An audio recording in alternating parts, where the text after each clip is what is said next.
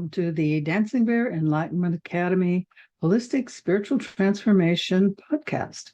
I'm your host, Dr. Beverly, and today I thought I would give a little talk, no interview today, on past lives and reincarnation. And is it true? Do we believe in it? So I put together some slides as usual. When I talk, I like to use slides. So let's just go into full screen. Okay, come on. You can do it. There we go. Okay. So I'll talk about reincarnation. Is it real? What's the research? Past lives in general, experience of a friend, and then my own experience. So in the West, most people don't believe in reincarnation. So if you're in the United States or Christian religion and Islam, they say, no, there is no reincarnation. So most people in the West, they just say, no. But actually, reincarnation was removed from the Bible. And if you go into the ancient texts, it's there. In the East, places like Hinduism, Buddhism, they all still believe in reincarnation. It was never removed. They still use their ancient texts, mostly the Vedic literature. Or whatever text they're using today is based originally on the Vedic literature, or in some cases on ancient Egyptian literature, like the book of, I think, what's it called? The Book of Living and Dying. Some people call it the Book of the Dead. But as people in the West start having near-death experiences and their children start remembering their past lives, that's starting to change. So I thought, well, I'll talk about that today. So some research, Dr. Ian Stevenson spent 40 years researching children. What do you remember about yourself? What was your name? Where did you live? What sex were you? Oh, did you ever marry? Who were you married to? Do you have birthmarks, wounds, scars? Do you have certain pains in parts of your body that you can't explain? And then he would find the person that they remembered, and then he would do a detailed comparison of what the child remembers versus what was published about that person. And he has over 3,000 case studies. So a lot of this information came from an article by a Dr. Richard Presser, and he and other scholars felt that this research was adequate enough information, even though you can't prove it, it's anecdotal, but 3,000 is a large population size, making the research valid, and felt it is proof that reincarnation exists. Now, the article I got it from is no longer on the internet. I tend to save articles I like because things go away. So the original article is gone, but there is a link down below to Dr. Stevenson's life work, and you can find this information about him there. And the picture of Dr. Stevenson I got from Wikipedia. So what are some of the characteristics from past life memories? One of them is trauma, significant pains, and strong memories. You bring them forward, and they influence your next life and maybe the next few lives. One of the things that happened that research has said is your face looks the same.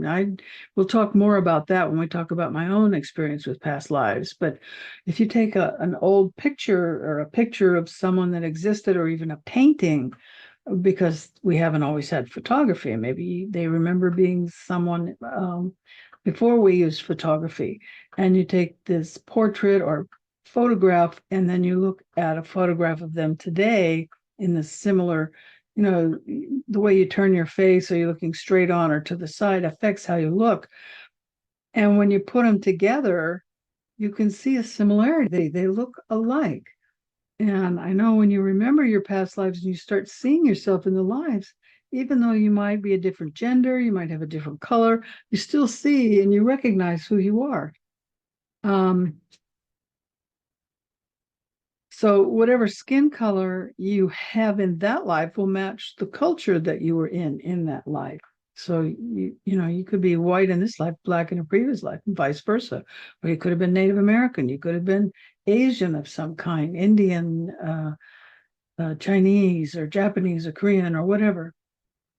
So a friend of mine and she and I worked together. We didn't work together. We worked at the same company, but we knew each other because we had similar interests. And we occasionally got called up for polygraph tests. And we both got called up. She went in for hers.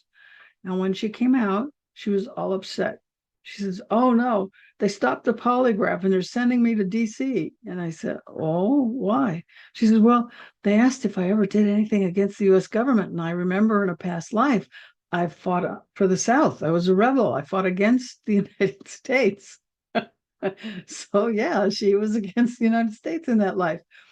So when she got to DC, apparently the US government has a special division that investigates people with past life memories. So they continued her polygraph with a specialist in past life, and they found the person she remembered being. They found his grave. They knew exactly who she was. So even though you might not believe in it, even our government believes in it and researches it. So that to me is more proof than any research that any other doctor has done. Because, yeah, she remembered it and they found a person. How would you remember some unknown person, not in a textbook, in a grave you've never seen or heard of? Unless there's something to it.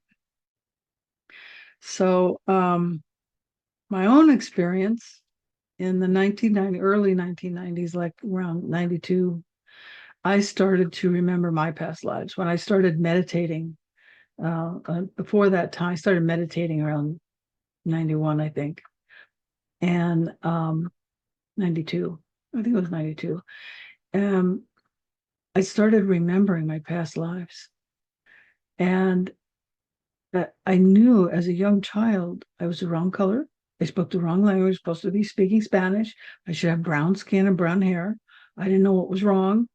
I know that it's common for teenagers to think they have the wrong parents, but this started when I was a young child. I just knew something was wrong and I couldn't figure it out.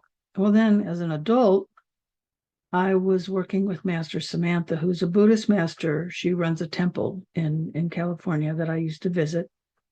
And I went to her for a reading because I wanted to, I had some life goals that I felt were soul purpose goals. And I wanted to know if I would be able to achieve those goals and what I needed to do. So I went to her for help. And she said, I would achieve my goals. And she gave me some homework to do. And then she said, by the way, the reason you were drawn to me is in a previous life, I was your teacher in the Dominican Republic. I went, oh, that explains it. That's why I spoke Spanish, brown skin. Okay, now I understand why that had leaked through for me.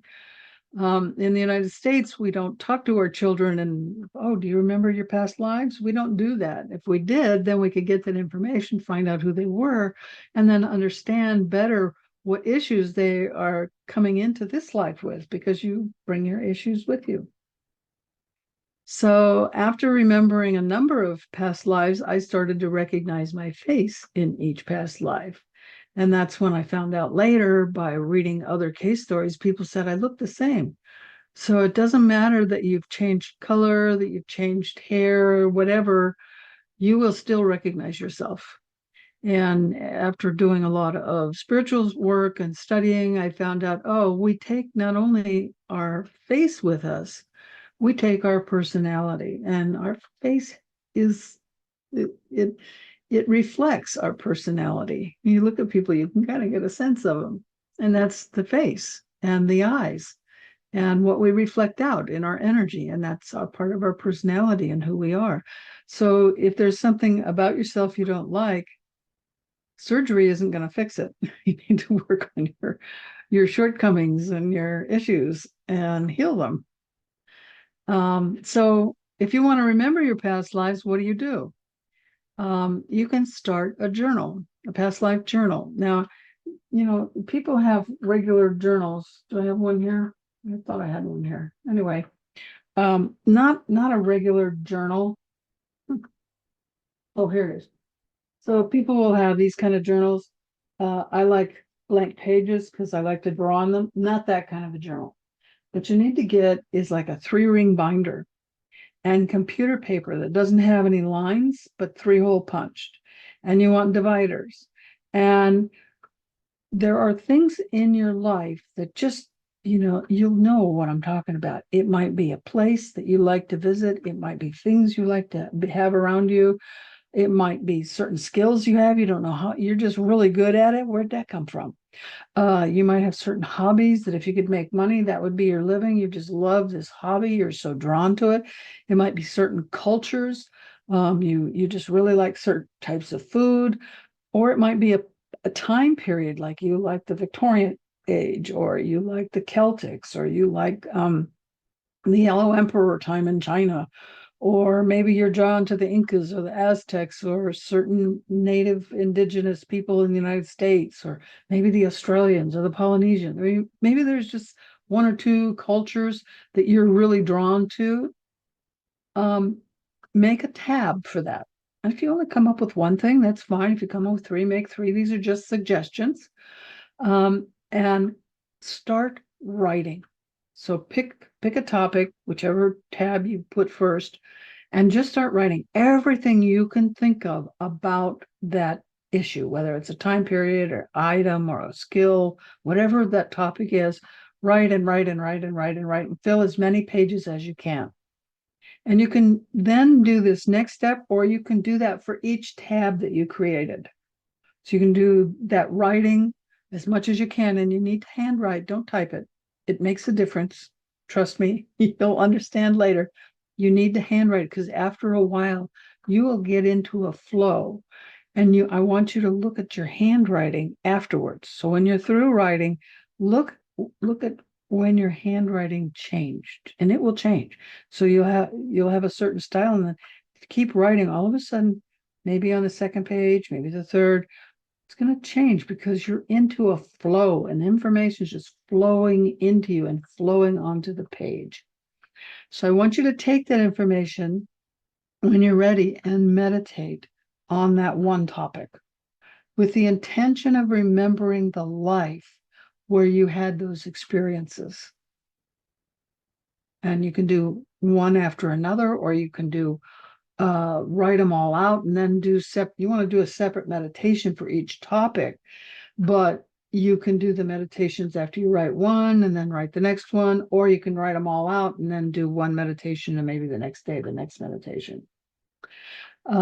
If you're a good meditator, in other words, you've been meditating for a while, you know how to meditate for a long period, this should be relatively easy for you. If you haven't meditated at all, then you need to start meditating and learn how. It's really easy. It's not hard. There are many ways to meditate. People say, well, I don't want to sit there and go, oh, well, guess what? You don't have to.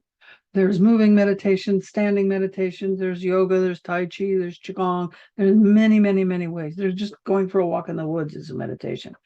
Running can be a meditation. It depends on if you're in the moment and focused on what you're doing. So when you're in the moment, you're one with yourself and all that is, that's a meditation. So do that meditation with the intention of remembering why this place, person, culture, time period, whatever is so important to you in this life. And just allow whatever comes up to unfold, and then go back to your journal and write in it what came up in that meditation. You may need to do several of those meditations.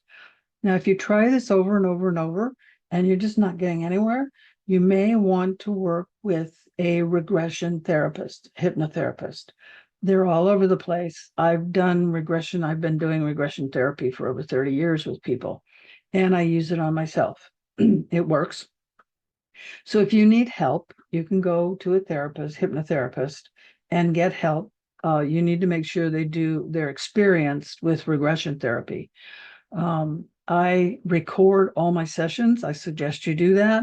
That way, some people, I always tell people when you come back, you will remember everything. But if you've had a long session, you may not remember everything because it was just too much. So I suggest you record it. Just turn record on your smartphone. I recorded. When someone comes to me, I record the session for them, and uh, you know, hand me your phone, put it on record, and then I talk into the phone while I'm an acupuncturist. So I put them on the table. They have needles. They're all relaxed and laying down. Then I do the hypnotherapy. So they're laying there, they're relaxed, they're already in another state, and I'll talk into their phone so that they have a recording. The importance of that is so you don't, oh, they implanted memories. Some people say, oh, they implant memory. No, they don't. You cannot implant a memory into someone who doesn't want it. If I tell you to go stand in the corner on your head, are you going to do it? No. Why? Well, number one, you don't want to. And number two, why would you? So you can't tell someone to do something or think something that they don't want to do or think. Okay. But I record anyway, and I suggest you do as well. That way, when you go home, you can listen to it. And if you want to, you can actually repeat it. So you can listen to the induction and then turn it off and then just do the session again by yourself. So that's the other advantage of the recording is you can just do it over on your own time. In my opinion, whatever that's worth, it is better to remember your past lives on your own. If you do go to a regression therapist, it would be to get you started, to know what to do. The reason is you will remember what your soul feels you are ready to remember. Keep in mind, we all haven't all been the same person in every life. And in some lives, we were good. And some lives, we were, oh my, did I really do that? And you might be surprised at some of the dark things that you've done. The lighter you are, the darker you are, because light and dark have to always be in balance. So when you say, I want to raise my vibration and be in the light, you're balancing the dark. Okay. And it's the dark within you. Some people say, oh, I'm balancing the dark in the world. Well, you have to balance the dark in yourself first. Then you can work on the world because we have to stay in balance. And we have both. So some lives we're here and some lives we're there. And then we kind of go, oh, okay. Forgive yourself. It was a learning experience. You've made a choice. And it's not good or bad, it's learning. Okay. When you were a child, you may have run out in the street. Mom yelled at you, don't run in the street. Look before you cross the road. Okay. It was a learning experience. Okay. I used a childhood example, but when you're an adult, maybe you were killing people. Maybe you were doing other terrible things that you wouldn't even consider doing in this life. And that's because you learned them in another life. So you have to be ready to experience who you were in some of those lives. I mean, maybe you were hung for treason or murder or some other horrid condition. You might not be ready to hear that. And that's why it's best to get into a plan where you want to remember the lives that are going to best serve you right away so that you can say, okay, I'm going to research this. I found the person. Yeah, I know who I was. Okay, now I know it's really true. Now, who was I before that? And who was I before that? And you may not remember them in that order. They may come to you in different orders. Like one time I wanted to know, why was I born with the mother I had?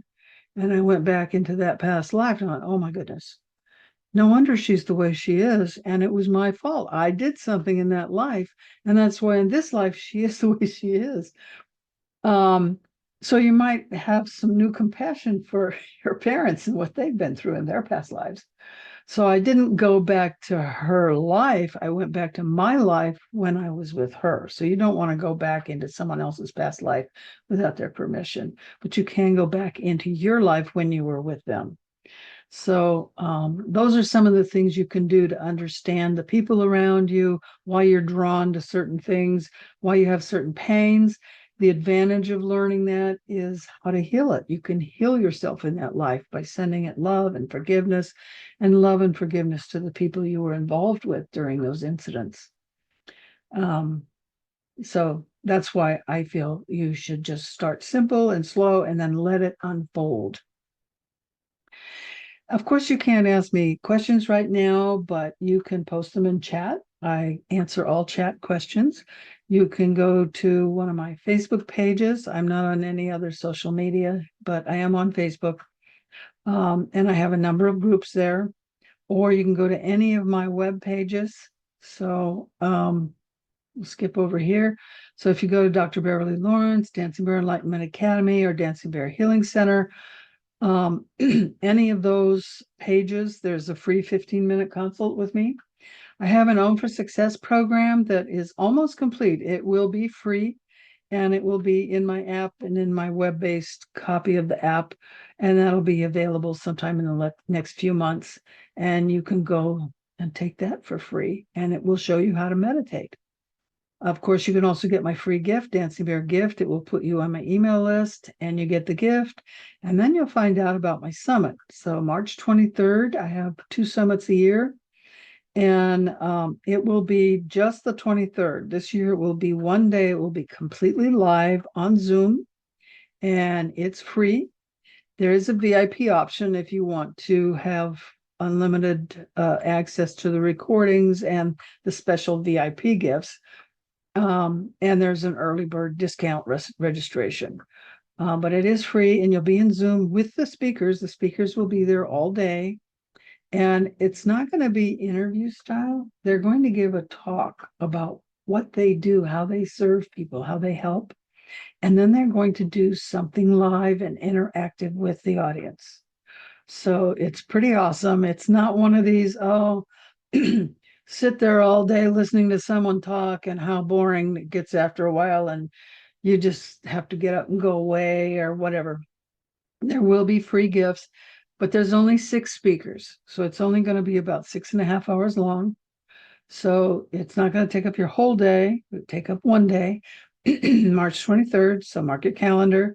So if you're on my email list, you'll get a notification, and I will have some podcasts beforehand to remind people that there is the summit coming up. Okay, so thank you for joining us.